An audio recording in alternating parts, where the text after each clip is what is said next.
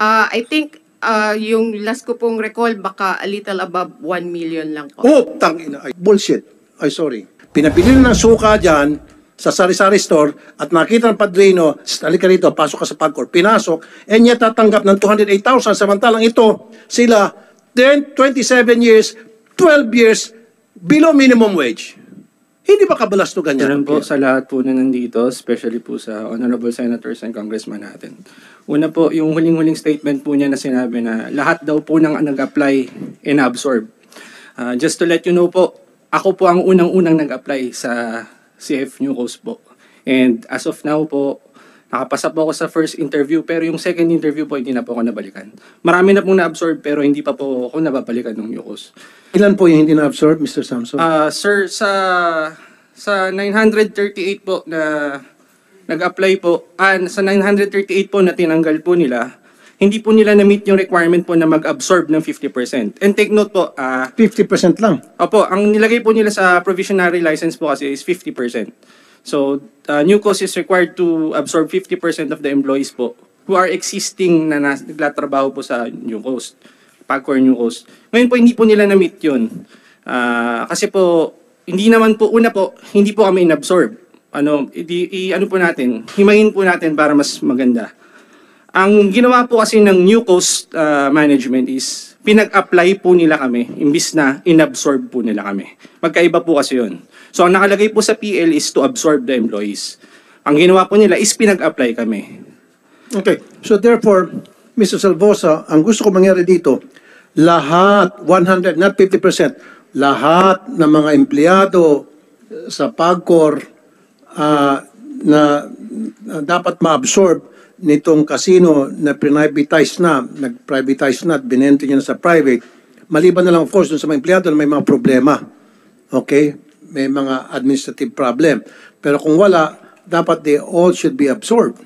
Wala na application, dapat automatic na. Mr. Chair, kaya po may application yan kasi may tatlong option na ibinigay dun sa empleyado. So we wouldn't know kung ano ang gusto nila dun sa tatlong option. Yung tatlong option po kasi is mag-apply sila sa bagong operator, mag-apply ulit or magpa-placement dun sa mga natitirang position sa Pagcor, or magtumanggap ng retirement or redundancy.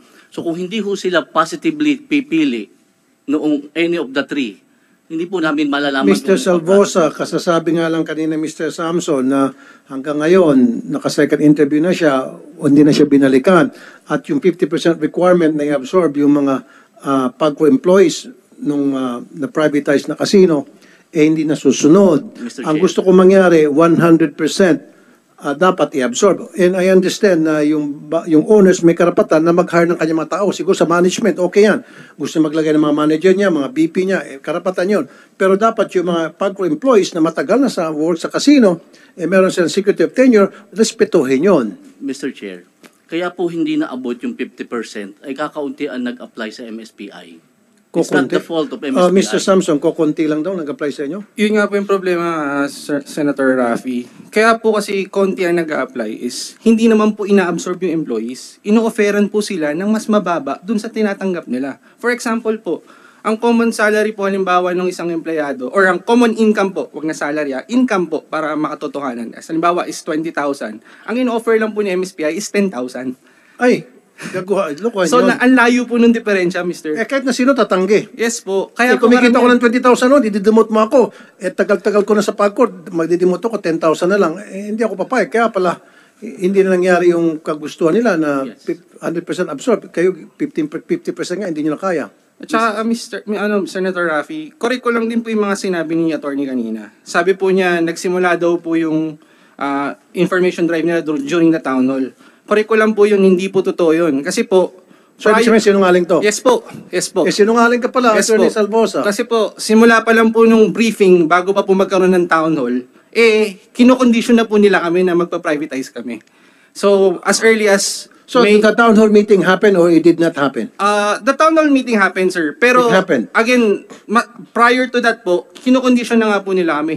Wala pa pong ano. Tsaka, sir, wala po silang nilabas na black and white. Puro po yan, verbal lang. Doon sa town hall meeting, meron ba yung exchanges of discussion, Sir, debates? eto po, meron po kaming exchanges of discussion. Hiningan po namin sila ng minutes of the meeting, hiningan po namin sila ng mga requirements, yung mga PL, MOA. Up to now po, hindi pa po nila nire-release sa amin yun. Okay, so pinayagan ho ba kayo doon sa town hall meeting na magtanong? Yes, sir. At Ano po? sinagot nila? Di po nila sinagot direkta. Kasi nga po, hindi daw po sila lawyer or ano. So, hindi may mga kayo ganun pong satisfied? ano. Oh, hindi po, sir. Hindi po talaga. So, Your bali Honor, useless po yung town hall meeting na yun, Attorney Salvosa. Your Honor, please, the whole board and the chairman was in the town hall meeting. It was the chairman who was presiding in the town hall meeting. I was there, Your Honor. I was answering questions of the employees. The HR was there. The licensing was there.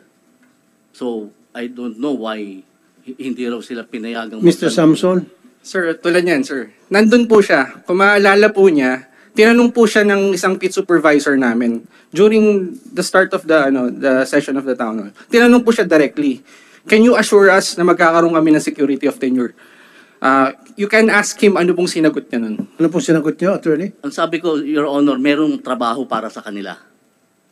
Hindi nga, can you assure? Ang tanong, dapat yes or no? Yun lang po ang sabi ko. Because I cannot, siyempre mag-a-apply sila, Your Honor. Hindi ko sasabihin na desisyon ng isang kumpanya. Pero dapat i-guarantee nyo, Mr. Salvosa, kayo yung pagkor eh. Kasi kung ayaw nyo bigyan ng license yung nag-a-apply para ng casino, na private franchisee or franchise, magkaroon ng private franchise sa casino, pag hindi yung ginawa, walang magagawa yun. Yes, So Mr. it's Chair. you call the shots. Pwede yung sabihin, sige, bago namin kayo aprobahan, kailangan i-absorb nyo certain numbers of employees. Yes, Mr. Pwede yung Chair. ilagay doon sa kontrata. Kasama ho At yun sa walang, usapan. walang magagawa itong mga gustong mag-apply ng casino. Yes, Mr. Magkaroon Chair, ng but- casino. Yun nga, we still give the new licensee the discretion to choose kung sino ang kanilang empleyadong i-hire.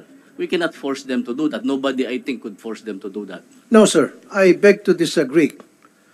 These people na matagal ang tatrabaho sa PAGCOR, as long as wala silang problema wala silang administrative case, at okay yung kanilang record, for me, dapat i-absorb sila 100%.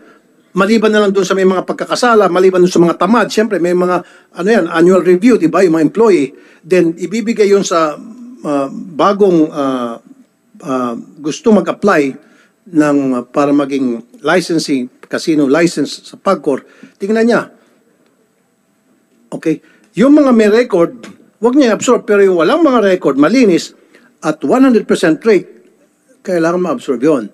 Pwede yung ilagay yun sa kontrata nyo. Walang magagawa yung gustong mag-apply ng license. Walang magagawa. Yes, Mr. Chair. Nakalagay naman na, nandun naman sa ano yun, talagang mag-absorb sila. Now, as to the one issue na mabliit daw yung sahod, well, Mr. Chair, PAGCOR has been there for 40 years. Siyempre, through the years, tumataas yung benefits namin. Comparing them to essentially a startup. Siyempre, yung parang bata yan, gumagapang pala ngayon, Your Honor, yung kumpanya. Actually, that is what happened with the Entertainment City. Noong magbubukas ng Entertainment City, naglipatan yung mga taga-PAGCOR. There was they did not take any mas malaking sahod. But they took the opportunity to be the pioneers of that operation. So, yun lang po. Yung sinasabi niyo po, Mr. Samson, na 20,000 ang kinikita niyo. Ano to? Plus tip? Sweldo? and Sir, tip? ano po, ano lang po yung hypothetical po, sir. Hindi niyo binibilang dito yung tip. Hindi po namin, kumbaga, Yung in-explain sweldo ko lang. lang po sa inyo yung difference. Hindi po yung exact figures kasi iba-iba po. Okay, yun. sige. Alam ba, sa isang regular na casino employee, nagsisweldo ng 20,000? Bali sir, ano po, ako po, kasi napag-iwanan po yung sahod ko eh. Ang basic salary ko po is 10,598.98. 10,500. 10,598.98 po. Ganun po kababa. Wala sa minimum yan. Yes, sir. Yun At po. ang kinikita ng PAGCOR, bilyones. Tapos, below minimum. Talo ka pa ng security guard. Yes, sir. Mas malaki pang sweldo ko sa kasambahay ko. Yes, sir. At driver ko. Mr. Chair. Ba't ganun? 10,500. Mr. Chair, that is the basic salary. But, as I said, through the years, may mga benefits na binibigay ang PAGCOR. Ano po yung mga benefits, sir? Magkano ho ang apps niya? Nadodoble ho yan eh. Because merong nanggagaling sa Provident Fund. Merong healthcare. Merong Ito yung concern ko po sa take-home pay. yung take home pay ko kasi Yun nga ho, doble Kahit pa yun. sabihin natin sa tagtarin mo ng benefits, health benefits and all, pero pag uwi niya ng bahay niya, 10,500 ang tatanggap niya sa isang buwan, kulang po yun. Mr. Chair, Sa isang pamilya na 2 anak. Mr. Chair, ang sabi ko nga ho, doble yun. Because of that release dun sa Provident. Magkano po magkano take home pay niyo po? Sir, una po muna. Magkano po yung regular? Ano po magsasabi kasi matagal na po ako sa PAGCOR since 1986. Ang basic salary ko is 15,500. Mayroon din akong allowance lang. Kasi hindi mo naman pwede makompute yung allowance sa retirement pay. Sandali po, sir, 15,500 lang sweldo niya at ilang taon na kayo sa PAGCOR? 37 years. Sa 37 years, hanggang ngayon, 15,700 lang sweldo niya. Wala pa sa minimum. Again, Mr. Chair, that is the basic. Regardless, sir. No. Basic is basic. Sige, naintindihan ko ang basic. Pero dapat, ang basic pay niya, dahil 37 years na siya sa PAGCOR, hindi na dapat 15,700. Your Honor, that was the way it was structured by previous administrations na... Well, then sa baguhin Provident- natin tong structure ninyo. Yes, Mr. Chair, but we are, because there is the GCG law since 2010, hindi ho namin mabago. We are just now applying for the CPCS. Pag nabago ho po yung CPCS, doon po lataas yung basic. But we have to go through that process, Mr. Chair. Yung mga matataas, nung pitsa sa PAGCOR, nagsiyaman na naging bilyonaryo na, alam niyo naman yan eh. Samantala itong mga empleyado, yung nagpapakanda ko ba, meron kayong mga empleyado, mga boss niyo dyan, pag lumabas sa kalye, 10 caravan na bodyguards. Bakit magbabodyguard pag karami-rami? Takot ba siya na, dahil kumikita ng limpak-limpak sa lapi, samantala yung mga tao niya, barya-baryang kinikita. Ang naging problema namin since 2010, Your Honor, yung pong CPCS.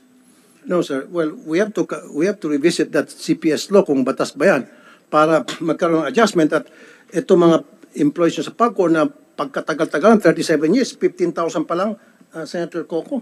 I'd like to acknowledge the presence of Senator Coco Pimentel. 15,700, you said? 15,500 po. 15,500, Senator Coco. 37 years. 37 years. Yung kanyang basic pay. Hindi makatarungan yan. Sabi mo, meron batas. Well, I'd like to see that law and we'll revisit that and change that. Amend that. Para pumantay sa industry standard yung kanilang sweldo. Yes, sir. Mr. Tungkol Alfred. po sa sinasabi niyang CPCS na ginagawa sa ngayon, since naglalabas si President Rodrigo Duterte ng Executive Order 150 ng 2021, October, pero ang nagtatanong po ako sa GCG, bakit hanggang ngayon hindi pa napapatupad sa amin ng CPCS? Samantalang kami na lang ata ang GOCC na hindi nabibigyan ng ATI o ng CPCS authority to implement. Ang sabi po sa akin ng taga GCG, dinidribble daw po ng PAGCOR para hindi matuloy ang CPCS. Ayan. Bakit nyo dinidribble, Mr. Chair, Salvosa? hindi ho totoo dinidribble namin. Actually, minamadali ho yan. Kung minamadali, sana wala na sila dito ngayon. Hindi sila magreklamo. Actually ho, hindi ko alam kung sino nagsabi sa kanyang dinidribble ng PAGCOR. Sino nagsabi sa inyo na dinidribble ng PAGCOR? Ang head executive assistant po ni dating chairman ng GCG, ni Commissioner Quiros, Justice Quiros. Ang nagsabi po sa akin, si Attorney Ramos Reyes, na kung nagpapasa po sila, pero kulang. Anin mo yung kulang kung hindi naman ma-aproban. So ang tingin po ni Attorney Ramos, dinidribble. Kasi kung kinukumpleto nila ang pagpasa ng mga papel, automatic ma-aproban po.